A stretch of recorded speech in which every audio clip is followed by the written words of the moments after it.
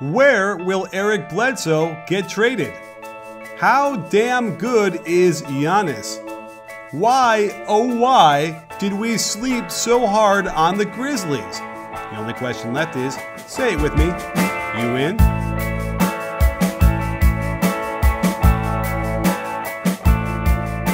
Hey sports fans, Coach Nick here, and welcome to the B-Ball Breakdown podcast live show / shindig.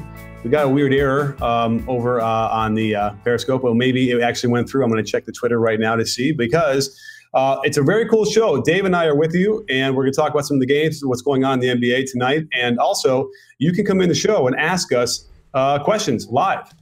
So either via, if you're watching the show on Periscope, you can just watch it, or you can come in with a link and join us. So, Dave, what's happening, my man?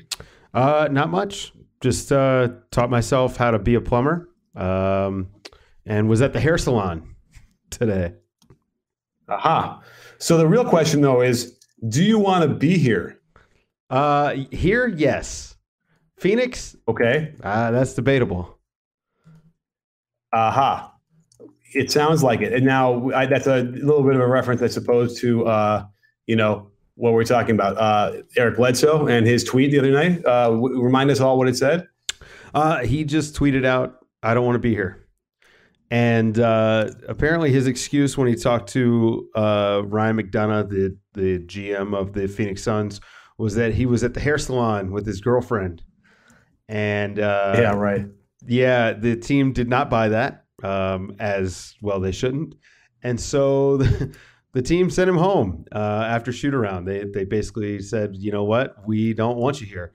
Which, look, Phoenix is not the San Antonio Spurs by a long shot.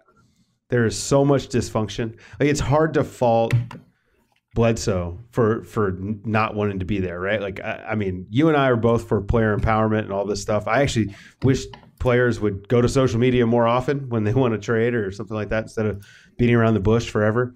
Bledsoe's on his way out. It's happening. I would guess it's happening this week. Although, if you're Phoenix, I mean, he could just sit at home and until you get the trade offer that you want. He's under contract for 2 more years. Well, this year and next. So, they've got time. Yeah. So what I was hearing was that they're talking about perhaps doing Brogdon for Bledsoe, a Milwaukee trade. And it also sounds like, like McDonough said that he's simply not going to play again for them. So this isn't just about him on a tweet on a Sunday yesterday. This is going on for a while now, right? They've been trying to trade him, and we've been hearing about this for a long time. So I don't blame Bledsoe, but what do you think about the Brogdon possibility? Let's just say it was Brogdon for Bledsoe. Well, I think you and I might disagree on this. So I think, Bledsoe's a better player than Brogdon, at least in a vacuum. Now, Brogdon may be a better fit next to Giannis. I'm not sure how I feel about Bledsoe. I think just another guy next to Giannis is very intriguing to me. And when this trade first popped up, I tweeted out, "Oh man, I would love to see him go to Milwaukee." But he needs the ball in his hands quite a bit to be very effective. But I love his point of attack defense when he's engaged.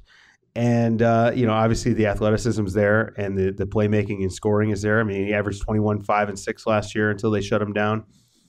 So I don't know. I'm sure Milwaukee is kicking the tires, but I would bet Phoenix is going to want Thon Maker in return. And that, I don't know. The Bucks should be very, very cool on that.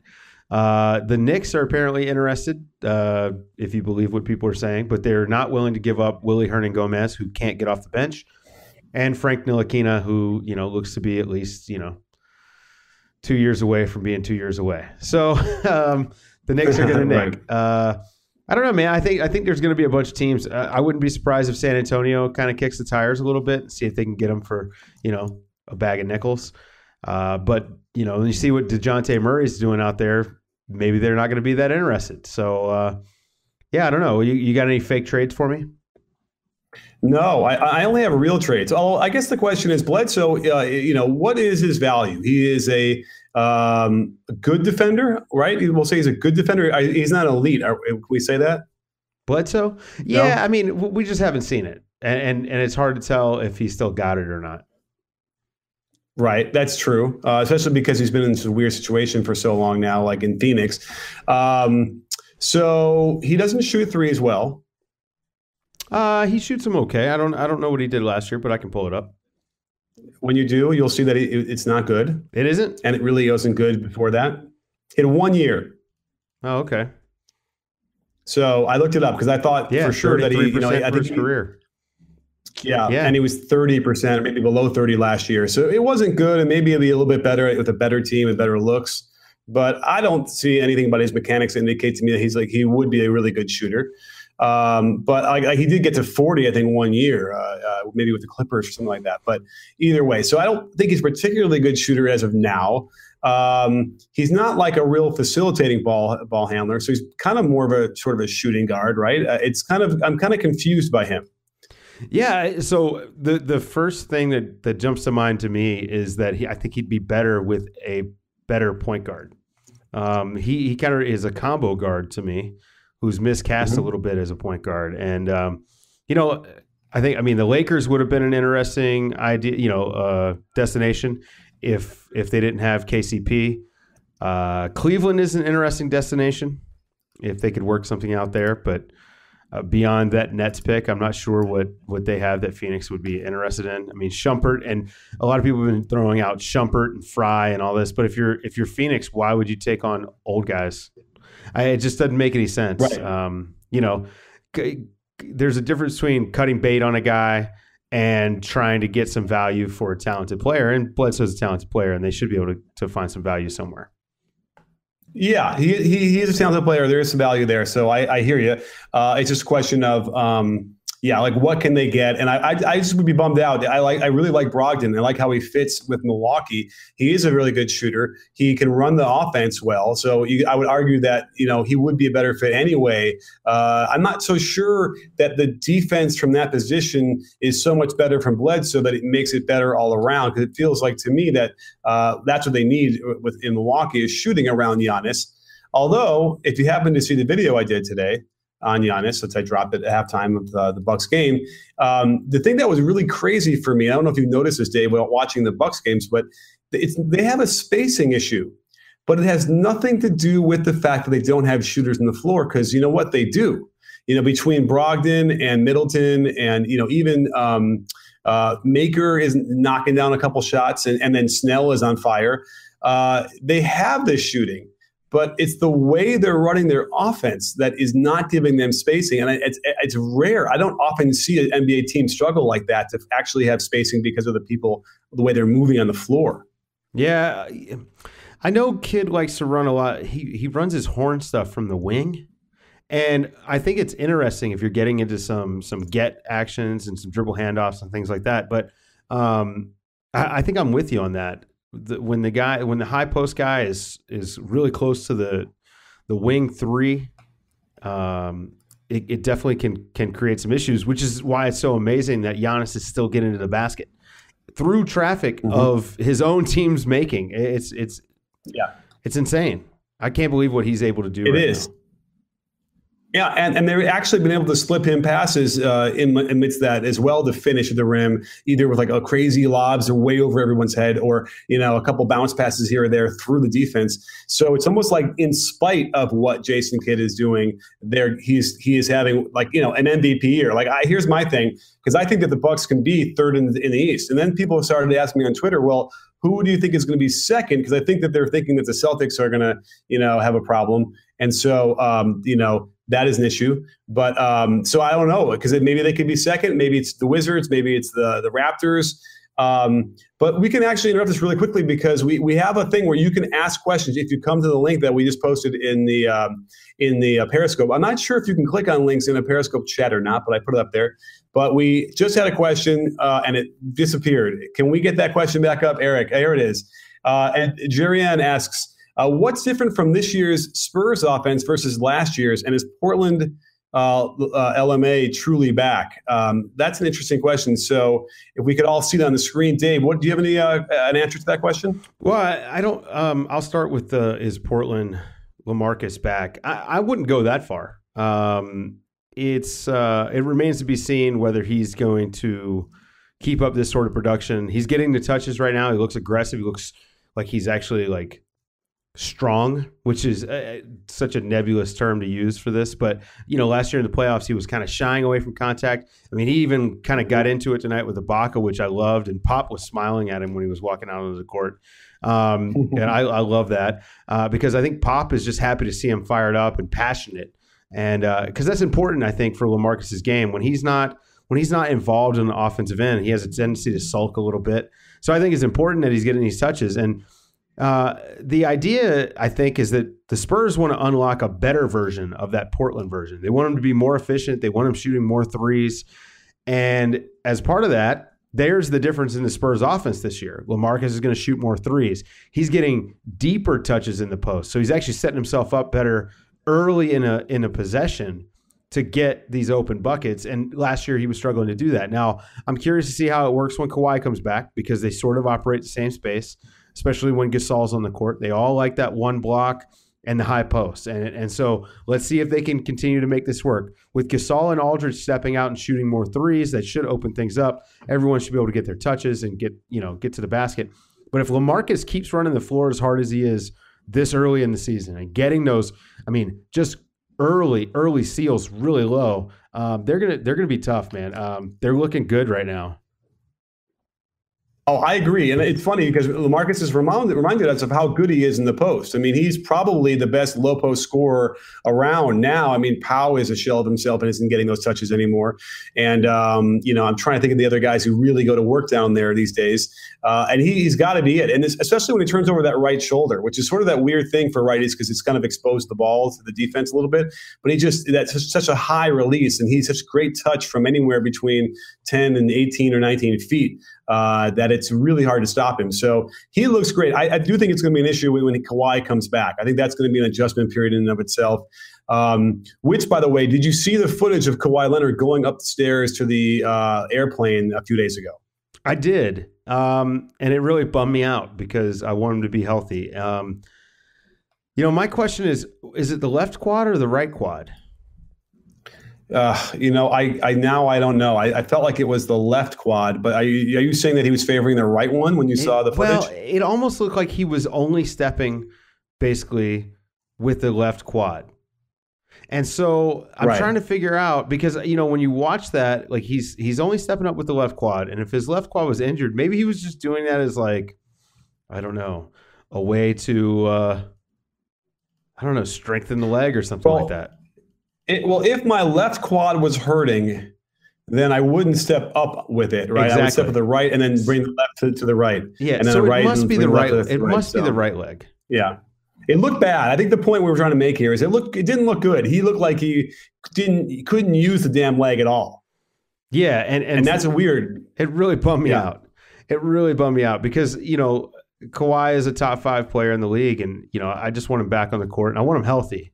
And I know the Spurs are going to be very conservative with him. Maybe they're resting him early. Maybe they're front loading the rest to keep him fresh, and then they can keep because tendinopathy is an overuse injury, so they could actually just go to the well when they want to rest him for a TNT game in late March. They could just say, "Oh, he's got a flare up in the leg." It's not what it looks like, man. I know. We have another question coming in here. Remember, if you're part of our shindig here, then you can ask questions with text or audio or video. If you want to jump in here and ask this question, you can be part of the darn show, and that'd be a major shout out for everybody. So we have a question here from, I think this might be from Mike Zimmelman, who asks, with the Nuggets' interest in Bledsoe, there it goes. We have to change the settings so that this question stay on a little bit longer. There we go. Do you think the Nuggets trading for Reed and Moutier for Bledsoe is a fair deal? For Reed and Moutier, I don't know if they can get anything for those two guys. Then yes, the heck, and do that tomorrow, do that tonight, right? I feel like Fareed and Moutier are sort of persona non grata these days in the NBA. Yeah, Fareed only really fits in a couple places, and surprisingly, Denver's actually one of them. And Moutier just hasn't really shown anything. So if somehow Denver was able to turn those two guys into Bledsoe, that'd be pretty amazing. I would assume they would also have to include Malik Beasley and probably a pick. Yeah. And you know what? Maybe they'd be willing to do that, but and then Mike also is telling us he was rushed to the plane from a rehab workout session, by the way. And if you're looking to jump in here and you're watching this on Periscope, if you check my timeline on Twitter, I just tweeted out the link to the Shindig part of this where you can come in here. We've got a bunch of people who can all watch live the same way here and ask your questions via tweeting. Via text, via audio or video. That could be exciting. We can actually talk to you. So before we go any further, though, I wanted to talk a little bit about one of our friends over at Harry's Razors, because these guys, Jeff and Andy, or I don't know, but maybe it's Andy and Jeff, have created the company that really makes great razors. Now, I'm pretty sure, Dave, that you love their razors as well, as much as I do, right? I do. I mean, look at how clean I keep my head here, That's all Harry's Razors. It's a clean head. Mention, I see you're trying to join the beard gang. I don't know what I'm trying to do anymore. I wonder, is Harry's going to pull sponsorship if you grow a beard, or will they be pumped when you keep yours nice and neat like mine with the Harry's Razors? I got to admit, there's nothing better than using their aftershave balm when you've shaved with their razors, because their razors are so sharp that I get such a nice shave, and you really feel the cooling effects of their aftershave balm. You do. Yeah. My favorite part is the handle, though. The handle is just a really great balance in the shape of it. I swear. Like, it's just when you hold it and you feel and you do it, you realize how good it is. But even if I have a beard, I always sort of trim around here and a little here and certainly the neck. So I'm going to need it, and I need the balm, all that stuff anyway. So, that is also huge. And, the other thing with that is if you go to harrys.com/Coach Nick, they'll give you a free trial shave set, which has got a lot of stuff in there for you for free. And you just have to cover the shipping. So you get like a $13 value to get their free trial. And I guarantee you, once you get it, you're going to want to sign up and get them every month or however often you shave, because and by the way, the razors are great. They last between, I think, 6 to 8 shaves at a time before you have to replace them, maybe even longer. For me, I might go longer, and they really do stay sharp. So Harry's is great. And I really can't. They're the friend of the breakdown and a friend of my face and a friend of your head. I guess. So don't forget harrys.com/Coach Nick. You get a free trial set for free, and then all you have to do is cover the shipping, and you will live a life of shaving fulfillment. It turns out it was not Mike. This is from Tommy, who is asking us, what is your guys' predictions for the Western Conference standings 1 through 8, please? He actually said please, which is very nice of him to do. You want to go through, do we have to even do one? Yeah. I have Warriors, Rockets, Spurs, Thunder, Blazers, Nuggets, and then 7-8 is Utah and Minnesota in one way or the other. I mean, but who knows? Okay. I mean, Memphis is 3-0 right now. This is correct. Yeah. You know what? That's a great segue, because we've been sleeping on Memphis to the nth degree that it's actually, I'm embarrassed at how much I did do that. And I don't know why I didn't sit down and really look at it for a second and take it all in and realize, Chandler Parsons is back, and they're getting, Marc Gasol. By the way, we didn't know this, but Marc Gasol is finally, kind of playing like a guy who should be scoring 28 points a game. And the key here is not that he can't or he can do that. It's that he needs to play like he is that guy. He needs to play that aggressively. And even tonight we saw it and they almost blew it, where they, he got Chalmers. No, I'm sorry, Chalmers on his team. He got Eric Gordon on him, down low in the post, up by 4, a minute to go or less. This ends the game here, and he looked to pass it immediately, and then throws it out, and they miss a 3. Good, not a bad shot from 3, but you got to take a Gasol shot from 8 feet with Gordon guarding him, then a Conley 3 from the wing. So those are the things that drive me nuts. But if he can ever get his head around that and play like he's a 28-point per game scorer, I don't know if people are going to beat Memphis very often. Yeah, well, you and I talked about this a little bit right before the season started. The Grizzlies played more minutes to non-shooters last year than any other team in the league by a lot. And just by losing a lot of those guys, their offense is going to get better. I'm really worried about their defense slipping, Gasol and Conley. But I agree with you. They're going to live and die with Conley and Gasol on offense as well. And those guys are going to have to put up big numbers. And Gasol is really going to have to lead the charge there and just go, he's gonna have to be 24 to 26 a game, I think, for them to make the playoffs. And I just don't see it. I don't see a path to that. Hey, should we get someone to ask us a video question? Yeah, well, we can try that. You guys know how to do a video question is the next question. It says, I think what you do is you raise your hand and you can say, maybe I'll get an answer from Eric and figure this out, but there should be a way.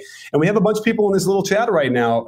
So if you want to become use your video camera or even audio alone, you can do that. We have Vinny and Josh and Michael and Pixels is in here. We got a lot of people in here who can ask a question, Jeremy and Kyle. So if you want to join us by raising your hand, I think might be the way you do it.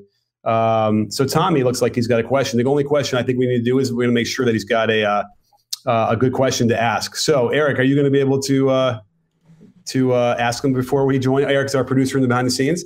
So let me know if they can click in. We're this is live. We're just figuring it out. And if this works out really well, we'll keep doing this. So should we? Hey, what do you think, Dave? Should we just try it and like put somebody in here and see how it works? We're trusting you. Oh, I'm supposed to tell him to click on the podium. And here we go. Here comes Tommy.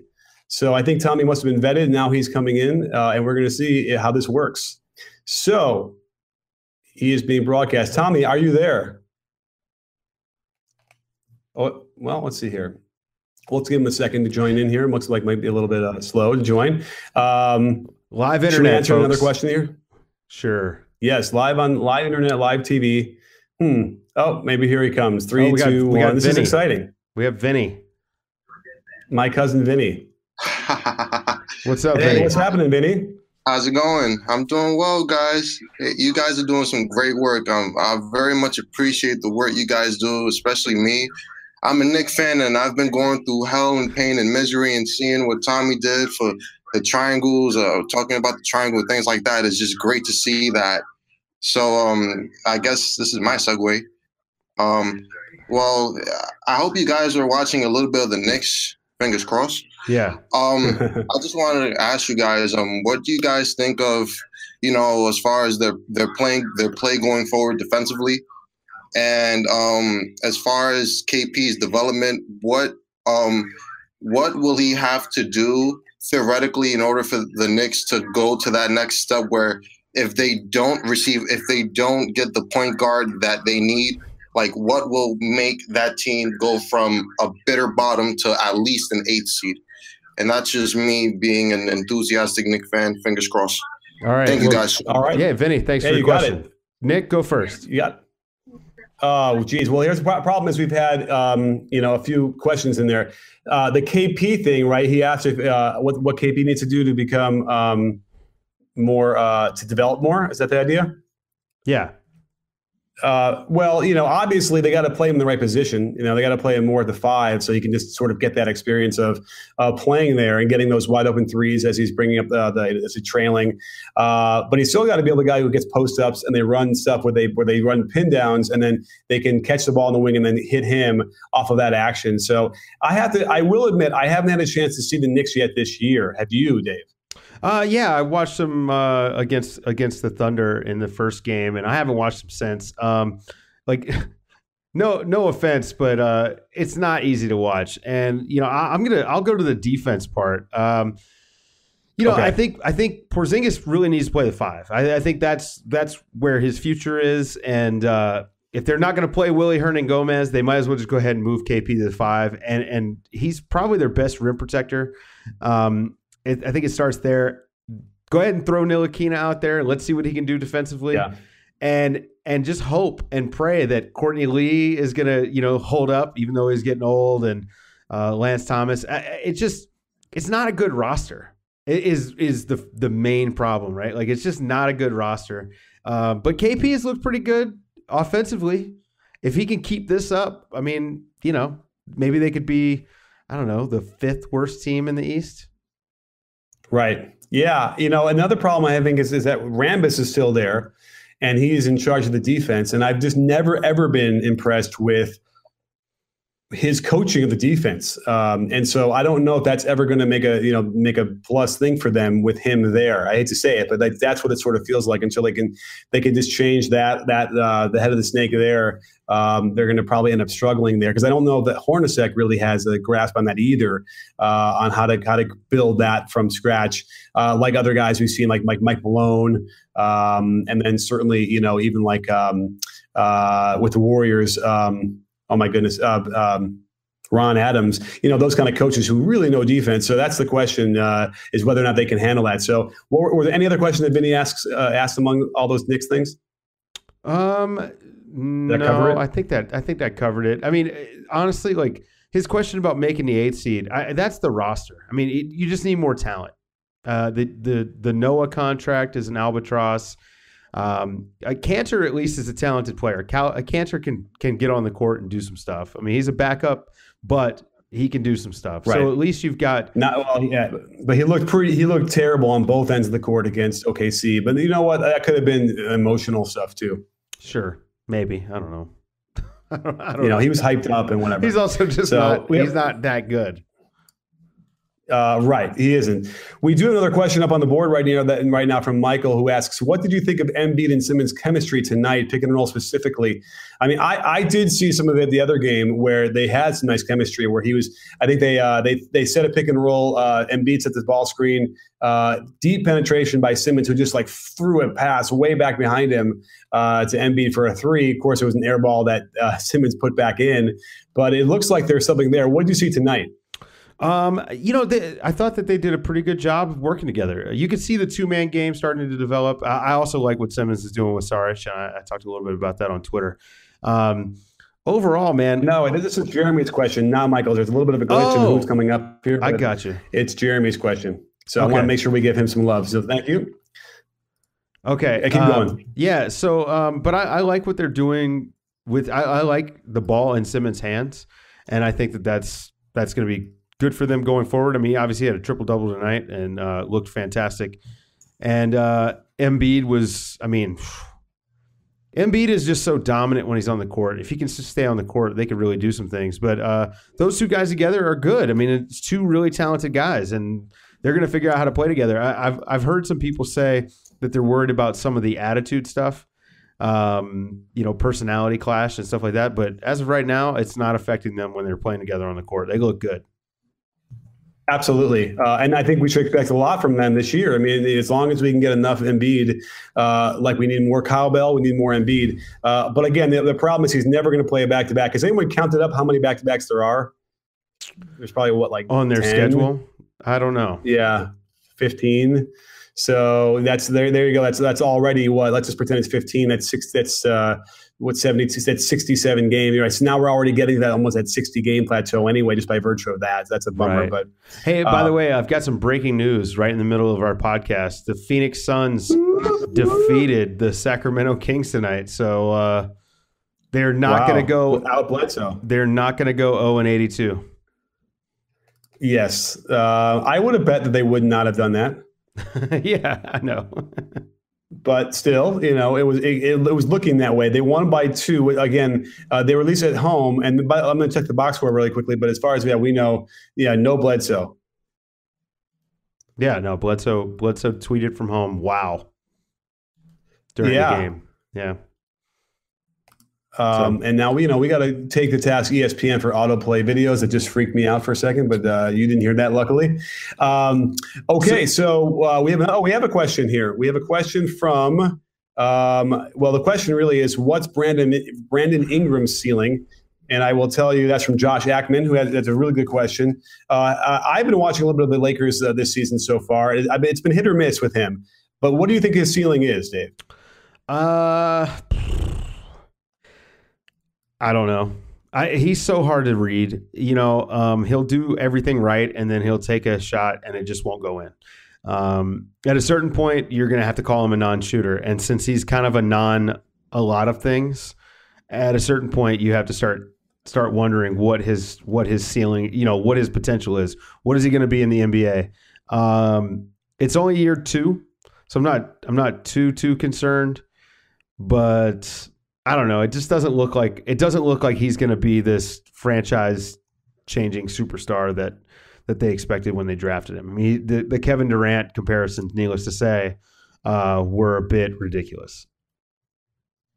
Especially because I guess the argument is that Durant was already farther along than he was at this point, at this age, right? Is that the argument?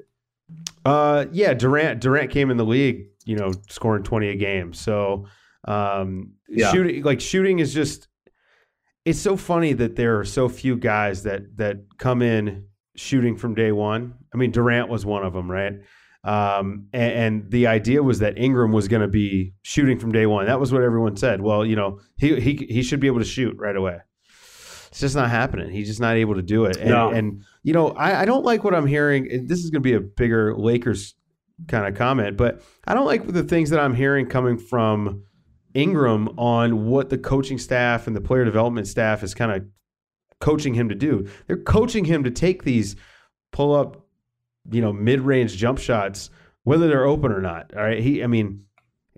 Someone asked him the other night, if he was gonna keep taking these types of shots, and he's like, yeah, that's what they're coaching me to do. So I don't love that. I think that, when you put that kind of pressure on a young player, they're going to go one way or the other. They're either going to thrive or they're going to fail, and he's failing at it. So now you got to figure out a way, run some offense for him so that he has open looks. Like, let's start there. Let's start with hitting the open shots. Like, can he hit an open corner three? Because I haven't seen it yet. So I would just simplify things for him. And losing D'Angelo Russell is going to hurt his development, because D'Angelo Russell can be a number one guy while he was developing, and now you don't have that. Now you need Ingram to be their top guy. Right. And a quick look at the 3 games he's played. He's playing about 31 minutes a game. And it's interesting that he's shooting below 40%, which is what he was at that last year. And the only reason why he's scoring a few more points this year is because he's playing more minutes and getting more shots, because he did the same percentage. He is shooting 50% from 3 on incredibly low volume, which is kind of speaks again to your point about him taking these long twos. He should be up to at least 4 threes a game attempted, I would imagine, at least. Minimum. And so I would agree that he's got to get beyond there. Now, I don't really know if I love his mechanics. So I don't know if that necessarily means that's going to be a thing where he will be able to shoot a high volume of threes at a good percentage. We got to find that out. I don't know if I like the fluidity or the rhythm of the shot, but I don't know. But to answer that point also about like what his ceiling is, it's like I'm not willing to throw it out just yet. I'm still willing to see how he does this year, and if he could get to like 43, 44% field goal percentage, I would feel a lot better. If he hovers again around that 40 again for the second year in a row, then I might be more in your camp. Yeah, basketball needs something that's like the Mendoza line. It wouldn't be 40%. It'd probably be like 35% shooting. It's still, if you're supposed to be a scorer and a shooter and you shoot below 40%, that's problematic. And again, I'm starting to question the player development staff and the coaching staff, because it's on them. I mean, if he's playing the way that they want him to play, like, that's completely on them. There's a dirty little rumor out there about the X's and O's of the Lakers, that perhaps the staff isn't that's not their strongest suits, I suppose, is what I buzzed around out there a little bit the other day when we were talking about it. And I don't know, because again, Luke was on the staff and with the Warriors, so he must have learned a lot if he didn't know a lot about that beforehand, because certainly the X's and O's of the Warriors is top notch.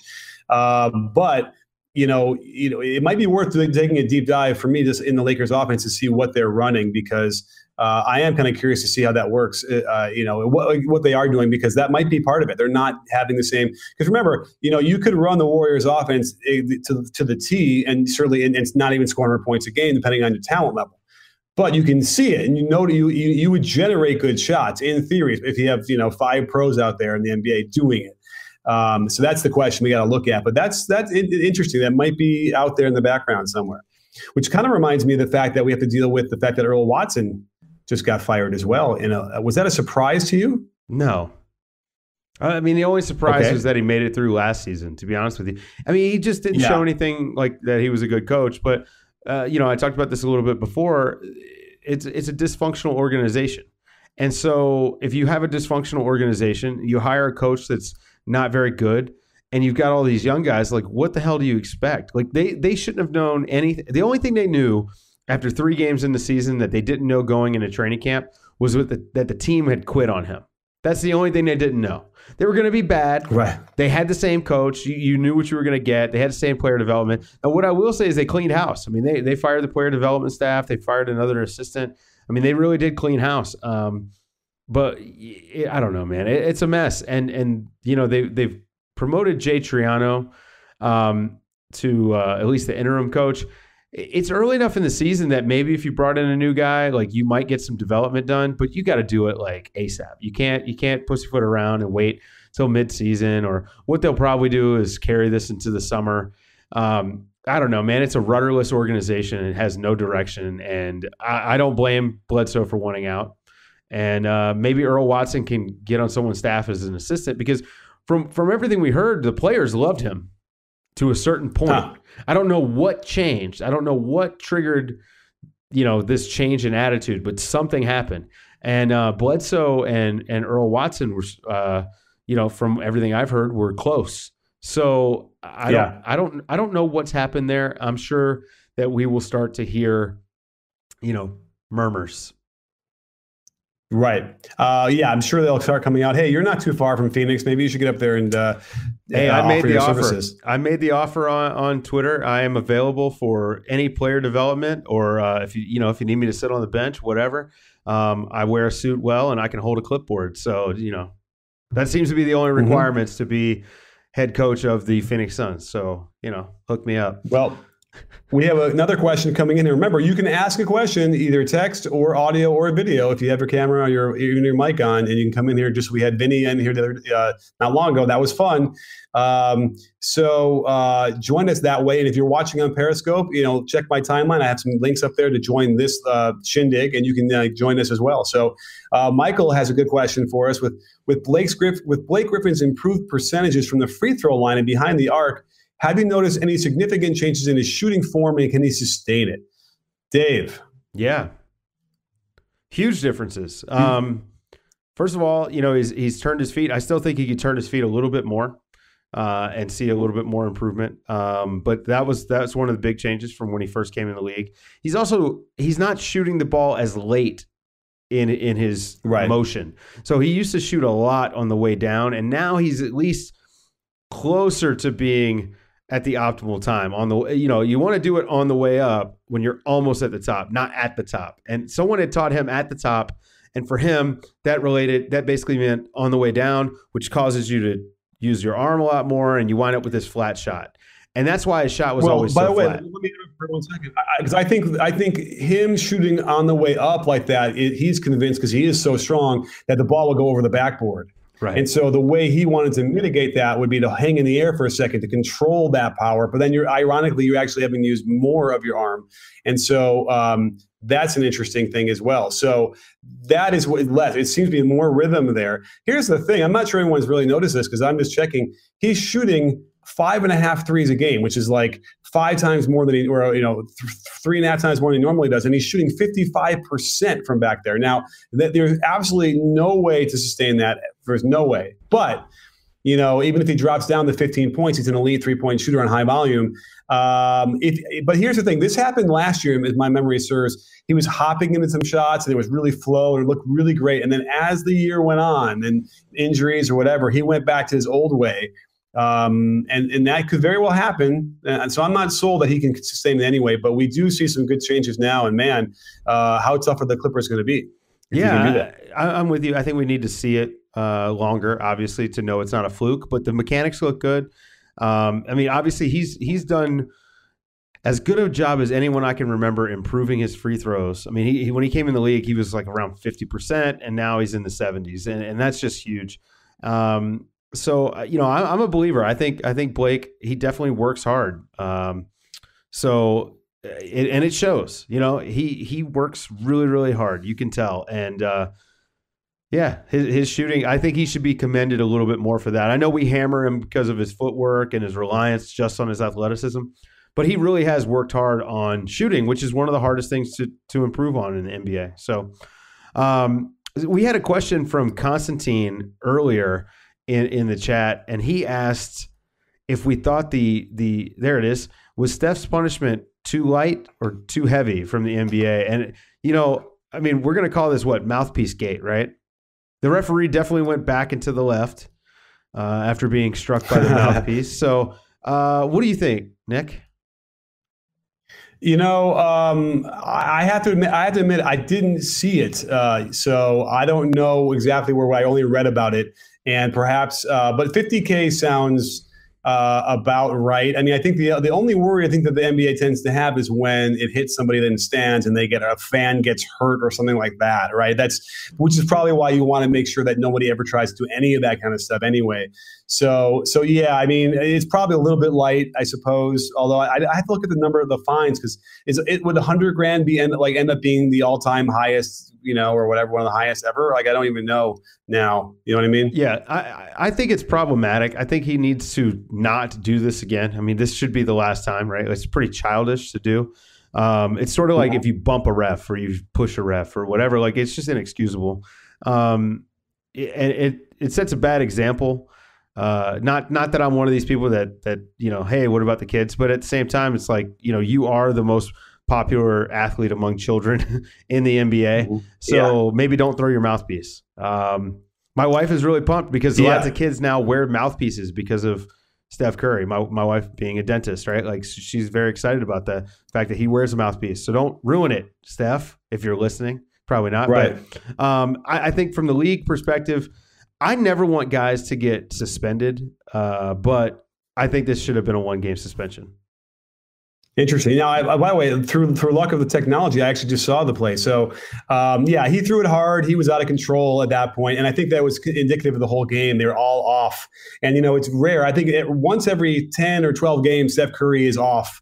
He throws the ball away all the time. Things bother him. What's that? He was the only one that was on in that game, and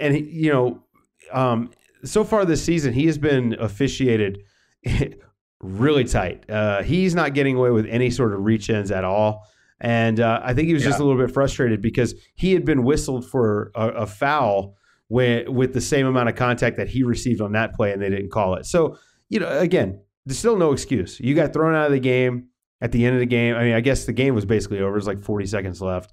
But adults don't do that. I'm sorry, man. Like, adults, you don't grab something and throw it just because you're pissed off. Like, I can't do that. Like if I'm at the grocery store and someone bumps into me and I, throw a jug of milk and I hit someone, like, what happens, right? Like, it's a disaster. So, yeah. Yeah, and it's very rare, and perhaps that was sort of the goodwill he's built up because it almost never happens where he's that out of control, yelling at the ref, and he followed him, toward the scorers table. So not a good look at all. And but so 50K, I suppose. But all right, but you're right. The question is, should he have been suspended for a game? I don't know. Maybe. I think so. And I think so. I can follow that. I won't argue for that one. So, okay. We have another question here from Kyle. Asks, is D Wade's numbers proving he's washed up? Last I saw, his year-over-year performance is death spiraling. Can he turn it around? If so, how? Well, if you happen to miss the video I did on this, I did a breakdown, and we showed all the issues that were happening with him and where he was at the moment before the season started. And it seems like those are all coming true. And without question, he is a shell of his former self. Which doesn't mean he can't be effective, but he actually so Dave, do you want to toot your own horn on this one? No, you can toot my horn for me.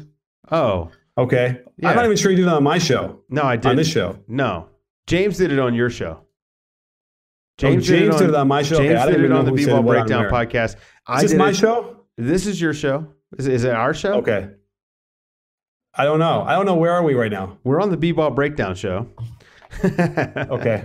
Welcome to B-Ball Breakdown. Okay. So no, James predicted it on with you, and I did it on a different podcast, but we were all kind of saying the same thing, that there was a wink deal when Wade came over that he would start, and then they would eventually just change it and make it seem like it was Wade's idea.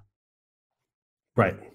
Yes, and that sounded reasonable. And by the way, who knows? Maybe it kind of was Wade's idea. It's sort of, Tyronn Lue just sort of sitting there in his office, playing with something on his desk until Wade walked in. But if you want to look at the numbers, is everyone aware of what he's doing? 3 games, 23.7 minutes per game. He's shooting 28%. He's scoring 5.7 points. That's a problem. Yep. It's not good. Again, coming off the bench, I think that you could utilize him in more creative ways. And again, I think Manu Ginobili is who he should try to be.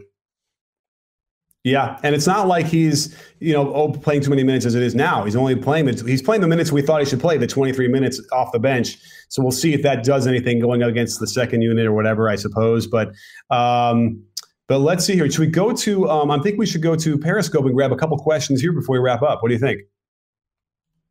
Yeah. Let's see. All right. Well, let's go through here and see what we have here, because we still have people here with us. I don't know. Thoughts on, let's see here. Thank you, Bosa Nostra, for giving us a little love here. Let's see. Where are you ranking Ben Simmons amongst guys who are 18 to 23 years old? It's a little tough because who's the 23-year-olds? Yeah, and also it's early. Let me see. Ask me in the middle of the season.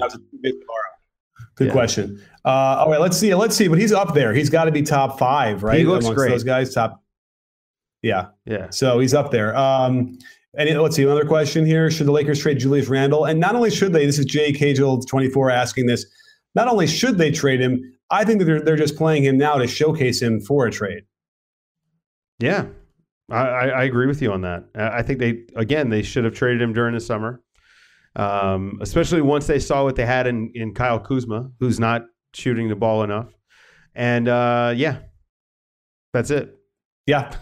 All right, good. Restricted free agent he's just not a fit. And by the way, he's not a fit. I think in the culture as well. I don't think he doesn't play the way they want him to play, and I don't think he ever will. So that's going to be a problem. Now, which says I don't know what team he does play that fits, but not the Lakers, not the way they're doing it now. Yeah. Any other question? And one more before we. Any thoughts on KD's rim protection? This is from JK24 Tribe. Thoughts on KD's rim protection? He had 7 blocks Friday night. You and I have talked about this basically since the start of last season, that the Warriors have really unlocked that part of KD's game by letting him play so much weak side, be the helper, coming across the lane especially. And, he's so long. He's 7 feet tall. I think it's easy to forget that because he plays like a guard. But, man, he's 7 feet tall, and we love his rim protection. We think he's fantastic. At least I do. I think I speak for you there. Yeah, I love it in the sense that he can make up for things. He's so long and he's so explosive that he can get beat and then still recover, just like Giannis does. Those are the two guys that can do that really, really well. And he's a legit. I got a chance to say hello to him at Warriors training camp, and you're looking up at that guy. He's legit. There's only sometimes they lie about their height, right? And you're like, it's not really what they are. But Tyson Chandler is a guy who's probably taller than he's listed at. That guy, I had to hurt my neck to look at him. And Durant was the same thing. He's taller than Boogie, and we know Boogie is probably 6'10" and a half, right? Yeah. 6'11". Yeah. So so he's terrific. What he does and what they do when you put Jordan Bell and him and Draymond out there, and it's you're not getting the rim that easy and scoring. It just asks your boy Dennis Smith Jr.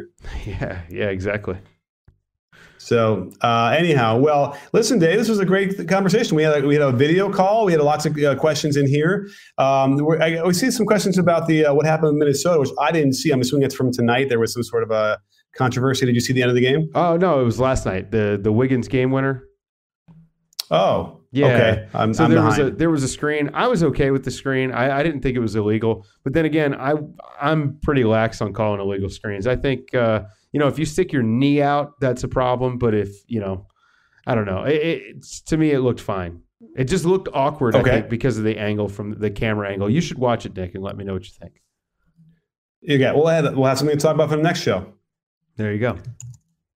All right. Well, great stuff, guys. I'm really excited about this, and unclear how we're going to end this show exactly, but we'll just press some buttons and see what happens. But we'll do our sign off. So great stuff. Love the questions. Love how we have people come in here. We'll do this again, and you guys can try it again. Thanks to Eric out there who's doing the moderating for this. And Dave, thank you for coming on the show again, as always. And don't forget, sports fans, at B-Ball Breakdown, not a channel, we're a conversation. You in? Are you in, Dave? Yes, I am.